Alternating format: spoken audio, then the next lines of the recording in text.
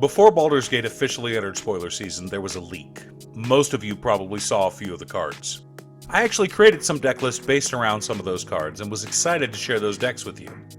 This is one I've been tinkering with for about a month and I'm very pleased with the result. But I didn't want to share it until after the card was officially spoiled. Side note, if you're not already subscribed, please do so. You can even ring the bell to be informed of new videos. I'm quite pleased with how well this channel is growing, and I'd love to turn this into a career one day.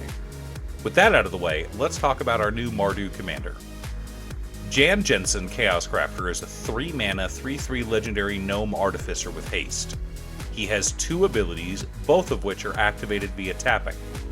The first ability has you sacrifice an artifact creature as an additional cost, and doing so makes you 2 treasure tokens. The second one has you sacrifice a non-creature artifact, which creates 2 1/1 colorless construct artifact creature tokens. So a commander deck led by Jansen is an Aristocrats artifact deck. We have both mana ramp and a sacrifice outlet in our command zone. As I'm sure longtime viewers of this channel have ascertained, I'm a huge fan of the Aristocrats archetype, and I've been wanting to build a Mardu Aristocrats deck for a while. But money has been tight lately, so we'll need to make sure this is a budget list. Don't worry, I'll include upgrades and a link to both the budget list and the non-budget list for you. But before we get to the deck list, we should keep in mind our checklist. 50 mana sources, usually split between 37 lands and 13 pieces of ramp, 10 pieces of card advantage, 8 to 10 pieces of spot removal, 2 to 3 board wipes, 2 pieces of graveyard hate, 1 sudden I win card. Like all Aristocrats decks, this list has several moving parts. I'll be breaking them down and explaining their functionality. To start, we want artifact creatures that we can sacrifice. For that, we have Mirror Retriever, Cathodian, Junk Diver, Workshop Assistant, Solemn Simulacrum, and Ruin Grinder. Now, that's not a lot, but we do have some extra artifact token generators in Academy Manufactor, Prosperous Partnership, Ossiger the Reconstructor, and Brass's Bounty. It'd be nice if all our dead creatures could still serve us by performing additional effects.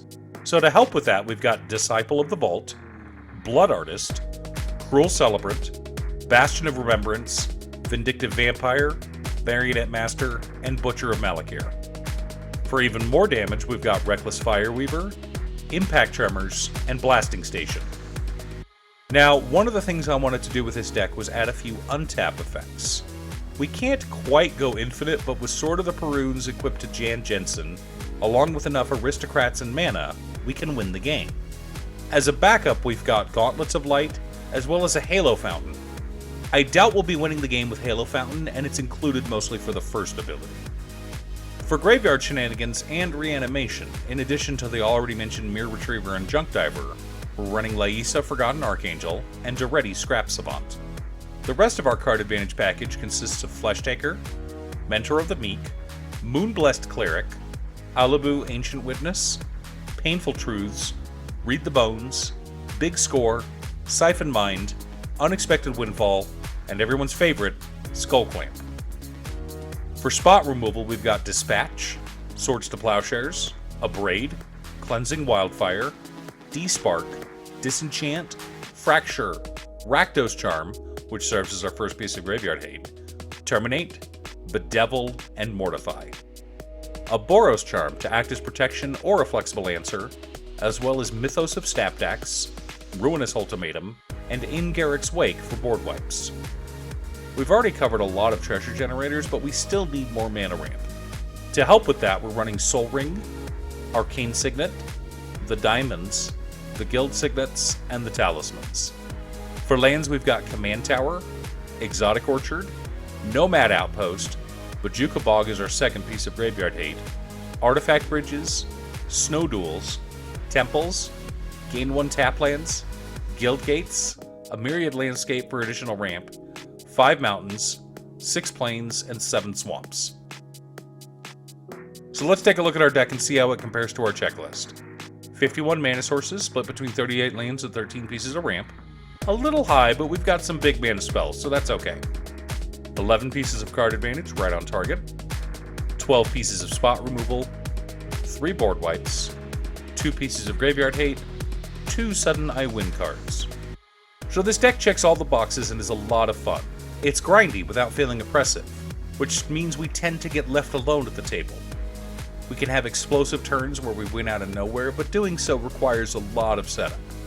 Now, if we take the budget off the table, we can drop in some serious upgrades. Obviously, we'd want to upgrade our mana base with the Triome, Shocks, Bond lands, Check lands, and Innistrad slow lands. But as far as specific upgrades, I'd start by swapping Oscar the Reconstructor with Liliana Dreadhorde General. This 6-mana version of Lily is an extraordinarily powerful card, especially in an Aristocrats deck. And on the off chance that we get to her ultimate, she basically wins us the game on the spot.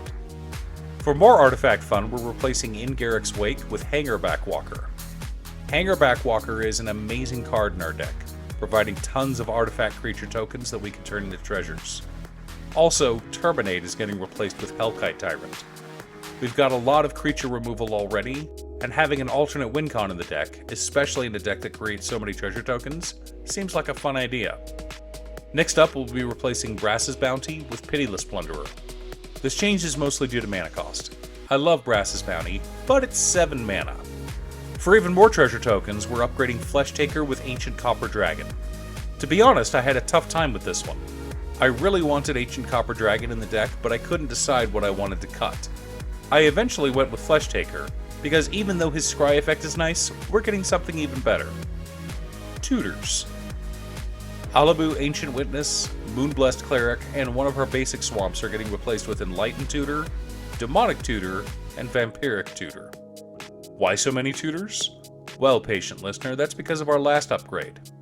Butcher of Malakir is getting replaced with Anointed Procession. This card is insane with our commander, and I tried to include it in the budget list, but even with it appearing as a list card in Streets of New Capenna, it's still $30. This deck, like most Aristocrats decks, is a value engine. It can go infinite, but it requires a lot of moving pieces to do so. I'm excited to put this deck together and give it a spin at my local game store. I've enjoyed working there for the past couple of years, but the schedule with my new job won't let me keep working there. And so tomorrow will be my last day. I will still try to come by and play on Commander Nights, though that depends on my new schedule. Thanks for tuning in. Once again, a huge shout out to my editor Cute Stuff. I couldn't make these videos without her. If you'd like to hire her to edit your own videos, there's a link to her Fiverr page below. Please remember to like and subscribe, or you can click here for additional Commander content. I post new Commander deck tech videos on Monday, Wednesday, and Friday.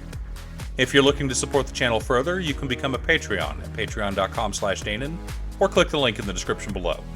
I hope my video brought you some joy today, and I look forward to making more videos in the future. Have a great day.